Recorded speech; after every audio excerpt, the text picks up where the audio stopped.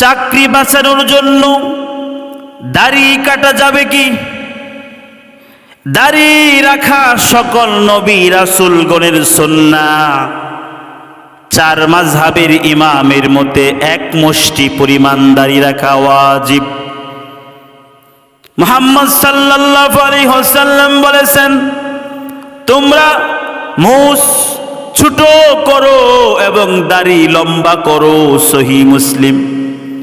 কেউ দাড়ি না রাখলে সে সার্বক্ষণিক ওয়াজিব তরকের, দাড়ি না রাখলে সে সর্বক্ষণ ওয়াজিব তরকের কারণে গুনাহে কবিরা লিপ্ত থাকবে।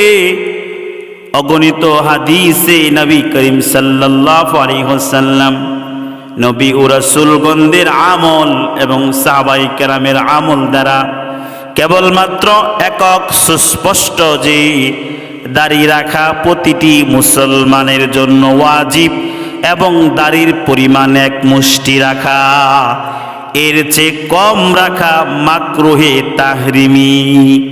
আবার এত লম্বা না রাখা যে নিজের সমস্যা হতে পারে, মানুষ মজাক করতে থাকে, সুন্নতের খেলাফ। সুতরাং চাকরির জন্য বা ভালো বেতনের জন্য দাড়ি কামানো অথবা ফ্যান্স কাট রাখা কোনো মতে জায়েজ নয়। রিজিক দাতা একমাত্র আল্লাহ পাক রব্বুল আলামিন। আল্লাহ তাআলার উপরই ভরসা করতে হবে।